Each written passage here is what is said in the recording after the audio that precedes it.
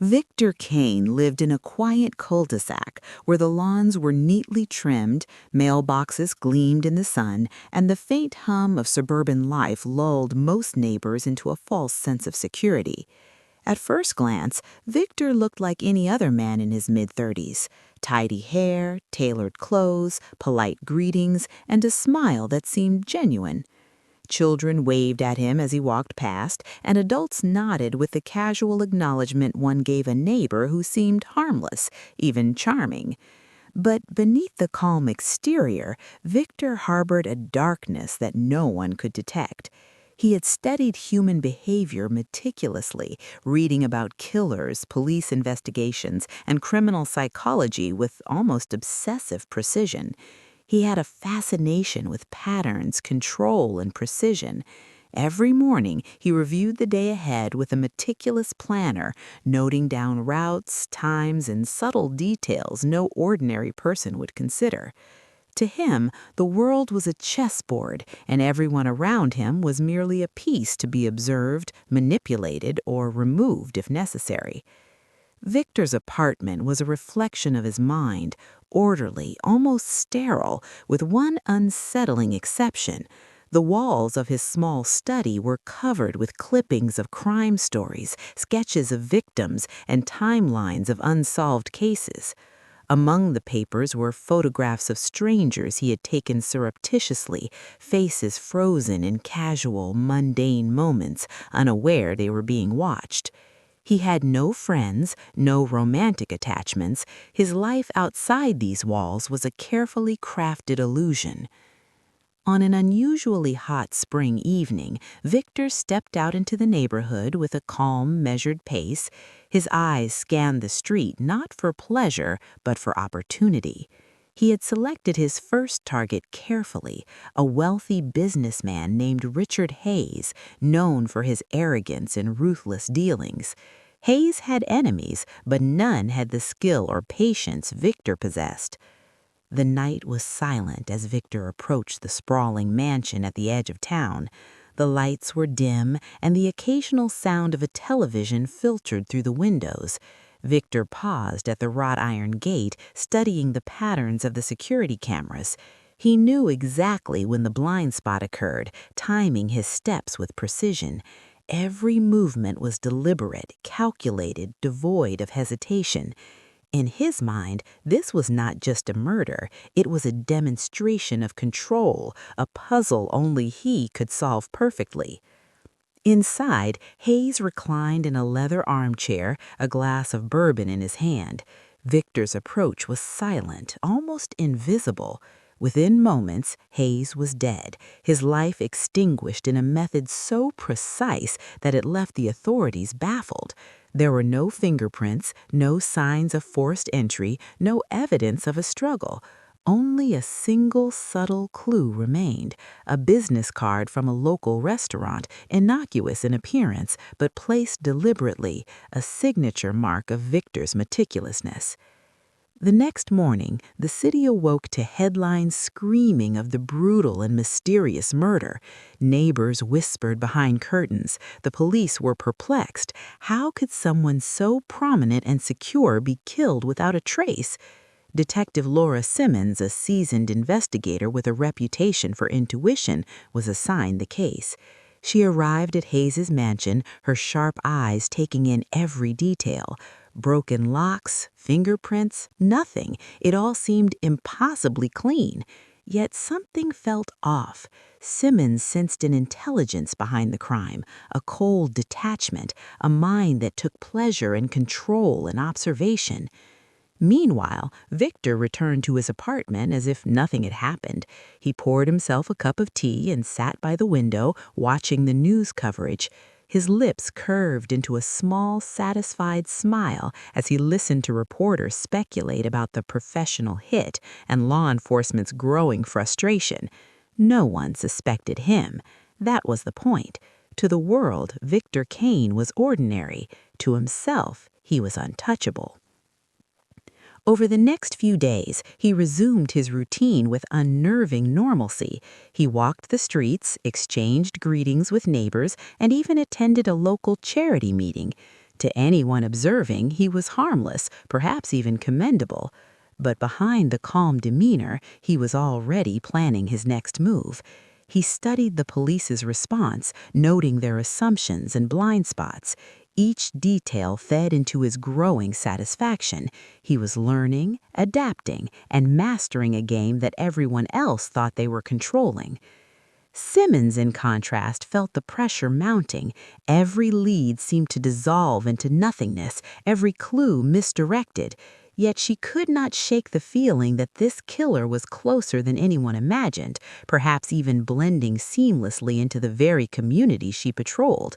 Her instinct screamed that the pattern was personal, deliberate, a taunting dance between predator and hunter. She spent long hours analyzing every known detail, replaying the sequence of Hayes's murder in her mind, looking for the faintest anomaly. Victor's confidence grew. He had tested the limits of detection, and he had found them laughably weak. He studied the news and online forums, reading every speculation, every theory. It amused him how human minds scramble to impose logic on chaos, failing to see the invisible puppeteer manipulating the strings. Yet beneath his calm, methodical exterior, there was a thrill, an exhilaration that came from knowing he was untouchable, for now. Late one night, as the city slept, Victor visited the scene of the murder not as a suspect, but as an observer. He watched police tape flutter in the wind, flashing lights illuminating the mansion's pristine walls. Detectives moved with diligence, unaware of the predator studying them. Victor lingered for a moment, then vanished into the shadows. He had left a clue at the scene, a subtle, almost meaningless mark meant only for those who knew how to see. A challenge, a whisper. The game had begun. And somewhere, Detective Simmons felt a chill. A single detail, overlooked by others, stirred a sense of foreboding. Whoever had done this was not motivated by money, revenge, or passion. This was a minded work, a remorseless strategist. Simmons would come to realize that she was not merely chasing a killer, she was entering a labyrinth designed to test her intellect, morality, and resolve. Victor returned home, poured himself another drink, and reflected on the night's events. His calm demeanor belied the electric thrill coursing through him. He had crossed a line, one that could never be uncrossed. And yet to him, it was only the beginning. The city slept unaware of the predator in their midst, the man who killed without remorse, whose crimes were about to stun the nation in ways they could not yet imagine. Victor Kane woke to the steady hum of his apartment, the early morning sun slicing through the blinds in neat lines. To any casual observer, he appeared like any other man beginning his day, shaving meticulously, brewing coffee, checking emails. But beneath this carefully constructed routine, his mind churned with the thrill of his first victory. Richard Hayes was dead, the city shocked, the authorities baffled, and Victor's satisfaction was undeniable. He had expected panic, confusion, and speculation, and the city delivered. Newspapers ran full-page spreads speculating on motive. The police struggled to find leads, and everywhere Detective Laura Simmons worked tirelessly, piecing together fragments of a puzzle no one else could see. Victor followed her movements indirectly, reading reports, analyzing her interviews, noting her suspicions. It fascinated him. This woman's mind, sharp and methodical, was the first real challenge he had encountered in a long time. Victor's next move was calculated. The thrill of anonymity had been exhilarating, but he needed escalation. He had learned that fear amplified control, and the city was ripe for terror. He selected his next victim, a prominent attorney known for shady dealings, a man who had ruined lives through litigation and intimidation. Victor did not act randomly. Every victim was chosen with precision, a part of a hidden narrative he alone understood. The attack was orchestrated like a masterful performance. Victor studied the attorney's daily routine for weeks, noting times when he was alone, when security was minimal. On a rainy evening, he struck. No fingerprints, no forced entry, no witnesses. The murder was swift, methodical, almost clinical. And once again, a single subtle clue was left behind, a handkerchief folded in a particular way, resting in plain sight. Only someone who understood Victor's mind would notice. News of the second murder threw the city into hysteria. Authorities scrambled, but the crime scenes offered nothing substantial. Citizens locked their doors tighter, looked over their shoulders, and whispered of a remorseless killer. Social media exploded with theories. Some suspected organized crime, others whispered about a psychopathic vigilante. Victor watched the chaos with detached amusement, noting how easily the world became prey to fear when order was threatened. Detective Simmons, however, began to see a pattern emerging. She pored over crime scene photos, meticulously examining timelines, locations, and subtle inconsistencies. Each murder was isolated, but a signature thread began to emerge. The placement of objects, the timing, and the precise cleanliness of the crime scenes. The killer was not just remorseless, he was cunning, meticulous, and calculating, a predator who delighted in being untouchable. Victor, sensing that he had captured her attention, decided to escalate the psychological element. He sent her a letter, postmarked from a city miles away, containing a single line of typed text. "I see you, detective. Are you fast enough?" Along with it, a small riddle hinted at the location of his next target. The letter was calm, almost polite, but carried the weight of a threat. Simmons read it alone in her office, her pulse quickening. This was no ordinary criminal. This was someone playing a game, and she was now a piece on his board. Over the next days, Victor executed his third murder, striking during daylight in a seemingly impossible location, a downtown gallery where patrons were present. No one saw him, no one suspected him, and yet the placement of the victim, the angle of the scene, and the careful staging suggested he wanted someone to notice, someone like Simmons. He left another subtle clue. A single black rose, carefully placed next to the victim, symbolizing control, precision, and the cold elegance of his method. Simmons arrived at the scene, heart racing. She examined the placement of the rose, the position of the body, the subtle traces of order that spoke of careful calculation. Her mind raced as she connected the dots, the careful planning, the signature elements, the untraceable movements. Victor was not just killing, he was creating a narrative, a puzzle, a game designed to challenge her intellect and patience.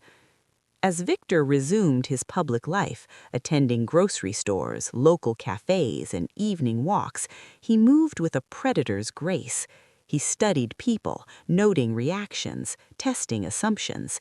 In the light of day, he was invisible, ordinary, but every move was calculated, every interaction a rehearsal for observation, every smile masking the thrill of his clandestine game. Meanwhile, Simmons became obsessed. She reviewed security footage from surrounding areas, interviewed associates of the victims, and tried to anticipate the next strike. Her instincts screamed that the killer was intelligent, deliberate, and likely blending seamlessly into the city.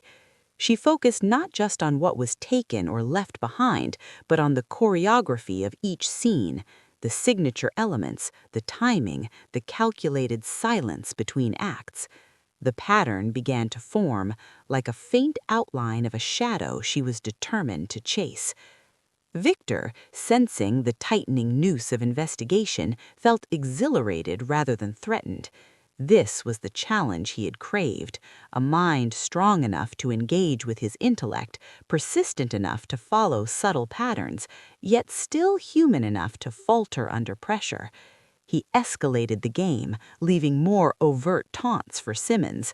Letters slipped under doors, cryptic phone calls at night, small objects planted at public locations. Each act was a whisper of his presence, a declaration, "I am here, and I control the board." The media caught wind of these subtle provocations, branding him the remorseless killer.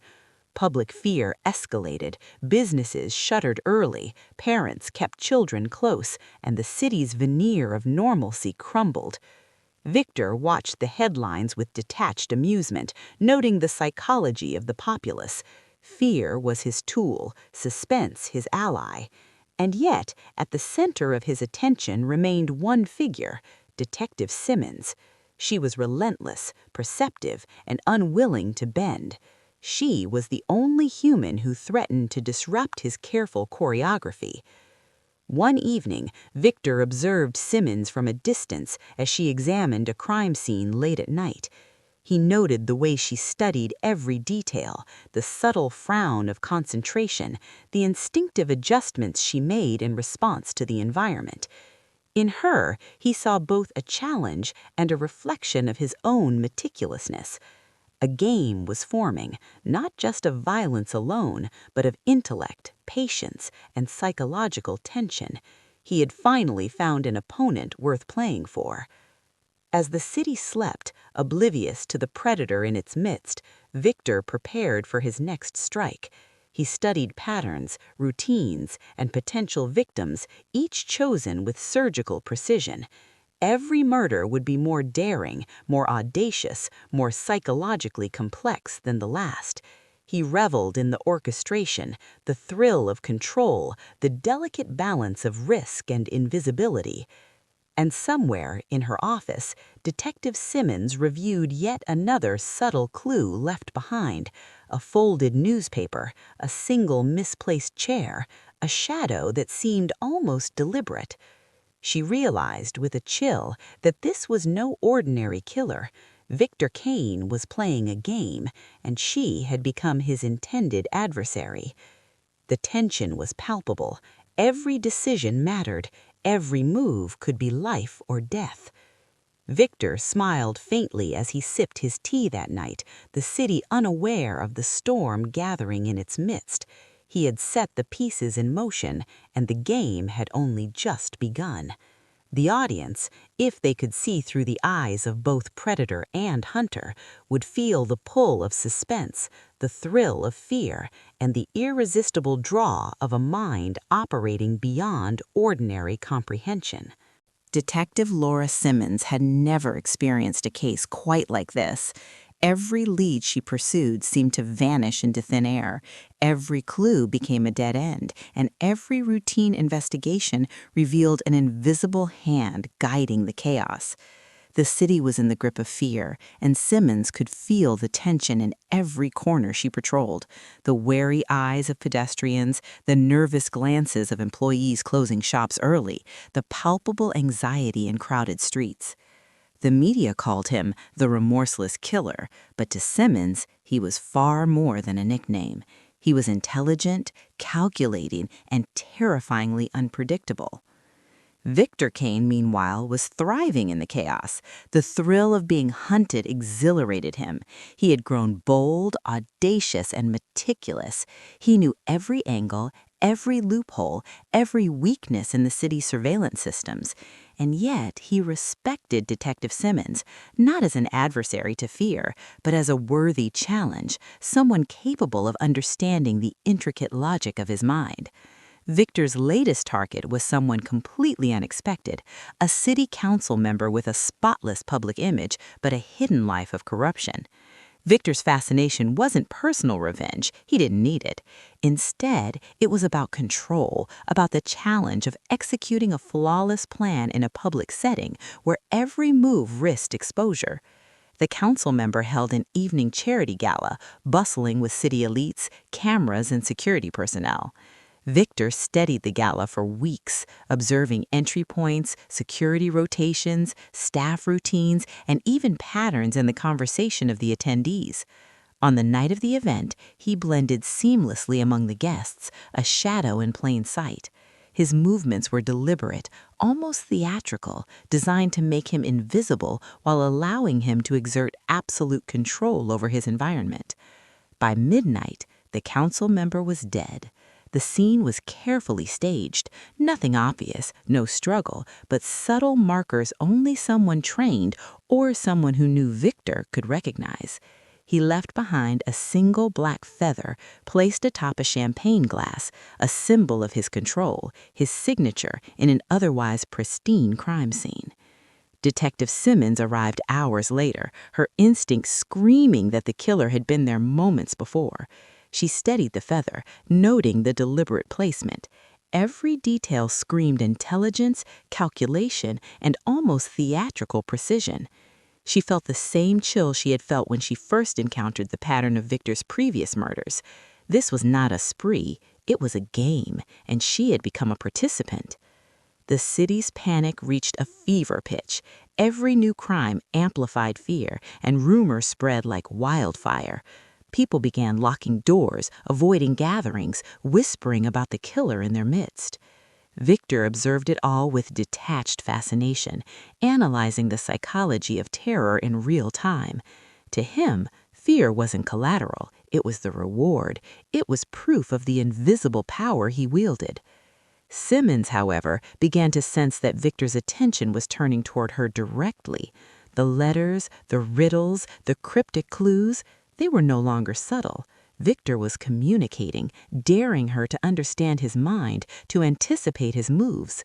She spent sleepless nights poring over crime scene photographs, tracing timelines, reviewing CCTV footage, and trying to anticipate patterns others would miss. Every decision mattered. Every moment of hesitation could cost lives. Victor escalated the game further. He began directly manipulating people around Simmons, her colleagues, informants, and even innocent bystanders, forcing her to make ethical and tactical decisions under pressure. Every move she made seemed anticipated, every action mirrored in Victor's own calculations. It was no longer just about murder, it was about psychological warfare. One afternoon, Victor's boldness reached new heights. He kidnapped a prominent journalist who had been covering the murders, someone the public trusted. He didn't harm her yet, but left behind a chilling message for Simmons. "Catch me before the next act begins." The letter was left in a book at a public library, timed to be discovered during her routine visit. Simmons read it carefully, her heart pounding. Victor had drawn the line in the sand. He was forcing her to play by his rules. The detective realized she was entering dangerous territory. This wasn't just about predicting his next victim. It was about understanding his mind, motives, and obsession with control. Simmons began drawing maps, timelines, and psychological profiles, attempting to anticipate every possible move. The more she studied him, the more she understood how dangerous and meticulous Victor was. He was no ordinary criminal. He was a predator who studied the hunter as much as the hunted. Victor, meanwhile, observed Simmons in his own way. He noted her patterns, her routines, and even the small habits that gave away her mental state. In the shadows, he smiled faintly at the game unfolding, two brilliant minds locked in a deadly dance. Every clue he left, every stage scene, every cryptic message, it was all part of the narrative he was constructing. And Simmons, despite her brilliance, was already responding exactly as he had predicted. The stakes escalated further when Victor began targeting public locations, places where crowds, cameras, and chaos created both opportunity and spectacle. He struck in moments designed to maximize psychological impact, leaving the city reeling and the authorities scrambling. And yet, in the midst of terror, Simmons began noticing subtle consistencies: the choice of victims, the timing, and the recurring symbolic markers. Victor's ego, it seemed, demanded recognition. He wanted her to see him, understand him, anticipate him. One evening, Simmons received a package at the precinct, a small, locked box with no return address. Inside were a series of photographs, people from her past, her childhood, her colleagues. Written in neat, chilling handwriting. "All pieces on the board are visible to me. So are you." Simmons' pulse quickened. Victor had crossed to personal territory, demonstrating not just his intelligence, but his obsession with control. Victor's boldness now carried an inherent risk. He was daring the authorities to catch him, taunting Simmons directly, pushing the limits of her ingenuity and patience. Every move was calculated, but the tension was palpable. He had orchestrated a game that blurred the lines between hunter and hunted, forcing her to question not just what he would do next, but how far she was willing to go to stop him. As night fell, the city held its breath. Simmons reviewed the latest crime scene photographs again, tracing the placement of objects, analyzing lighting, shadows, and angles. She realized the pattern was finally revealing itself, not fully, but enough to indicate the mind behind the murders. Victor Kane was meticulous, bold, and remorseless, but he was predictable in the only way a human mind can be, through obsession and ego.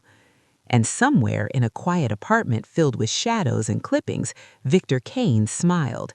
He had escalated the stakes, drawn Simmons deeper into his game, and forced her to engage him on his terms. The thrill of pursuit, the tension, the psychological interplay, it was intoxicating.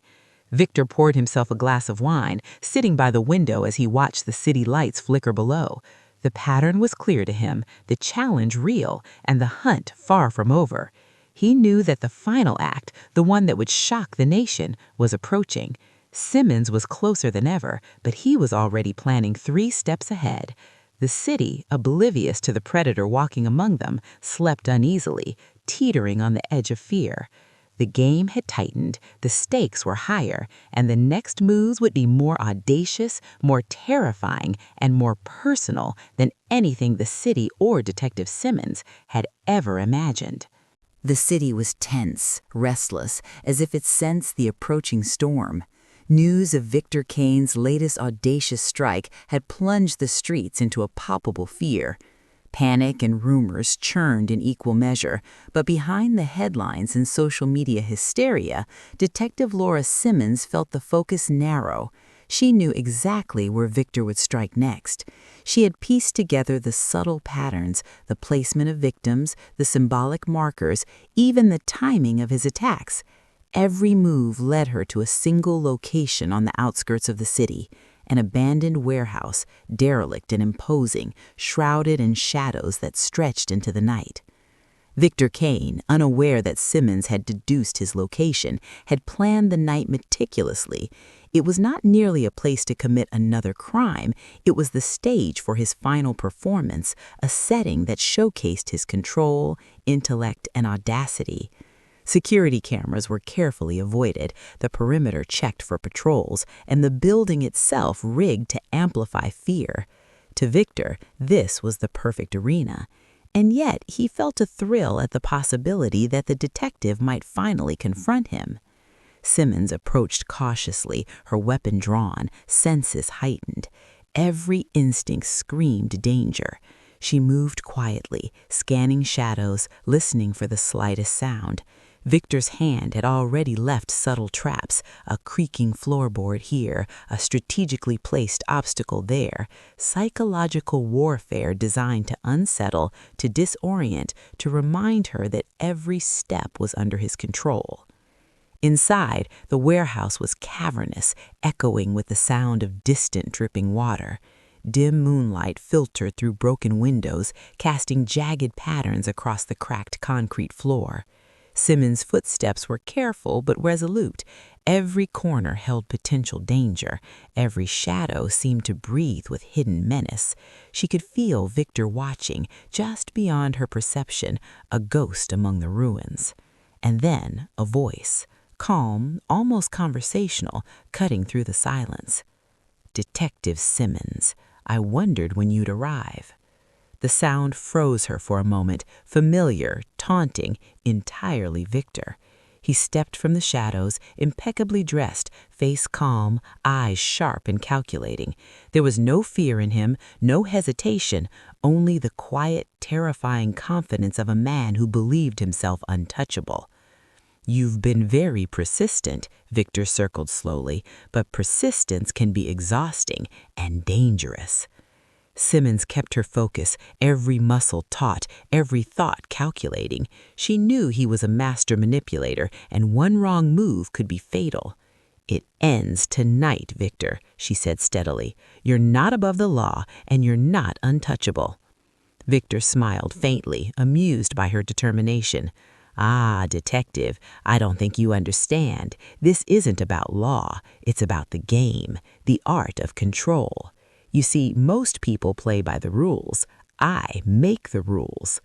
The conversation was tense, but it was a battle of minds as much as wills. Victor tested her psychologically, probing for weakness. He stepped closer, observing her reactions, gauging her temperament, expecting her to falter. But Simmons had anticipated this. Every word, every gesture, every attempt to unsettle her had been considered, and she was ready. Suddenly, Victor moved with lightning speed, a calculated attack designed to catch her off guard. Simmons reacted instinctively, diving behind a stack of crates, her weapon drawn, breathing steady. They were now in a deadly game of physical chess, each movement deliberate, precise, and dangerous. Victor's confidence never wavered. He left traps behind, designed to mislead, distract, and intimidate.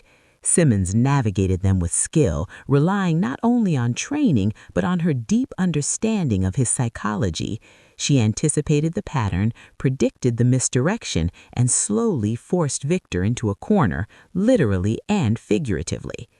"You've been clever," Victor said, cornered against a wall, "but cleverness can't save you from the truth." "And what truth is that?" Simmons demanded, her voice steady even as adrenaline coursed through her veins.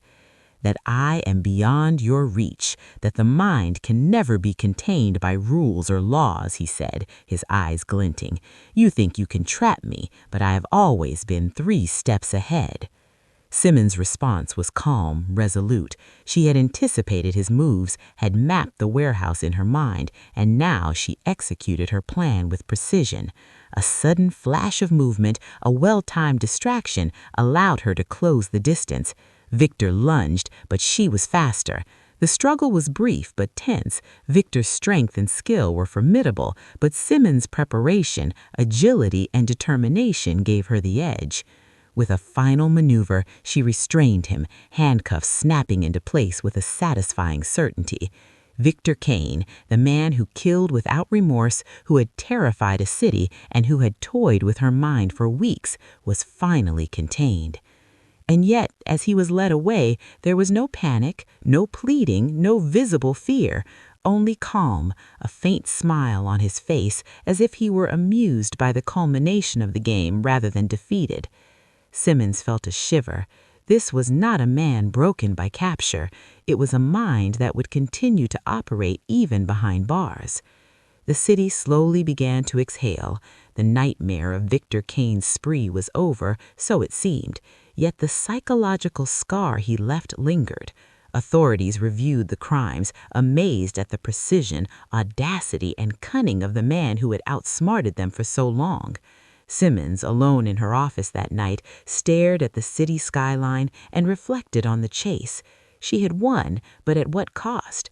She had been drawn into a game that tested not only her intellect, but her morality, patience, and endurance. Victor Kane's crimes would be studied for years, the meticulous planning, the psychological manipulation, the clean, methodical executions. The nation would remember the terror, the audacity, and the chilling calm of a man who killed without remorse. Even as he sat in his prison cell, isolated and heavily monitored, Victor's calm smile persisted. He had lost the physical freedom to move, but his mind was untouched, untamed, still weaving narratives and patterns invisible to others. For Victor Kane, the game had changed, but it had not ended. And somewhere in the city, people whispered of the man who had walked among them undetected, leaving death and fear in his wake. They wondered if he was truly contained, or if the mind that had stunned a nation had merely been paused. Detective Simmons knew one thing with certainty. She had faced a predator unlike any other, and the echoes of his crimes would haunt her and the city for years to come. The lights in the warehouse flickered as the night deepened. Outside, the city slept uneasily, oblivious to the predator they had contained physically but not psychologically. Somewhere in the calm of his cell, Victor Kane plotted, waited, and smiled. The remorseless killer had been caught, but the terror he inspired, the brilliance of his mind, and the chilling calm with which he acted ensured that the story of Victor Kane would never truly end.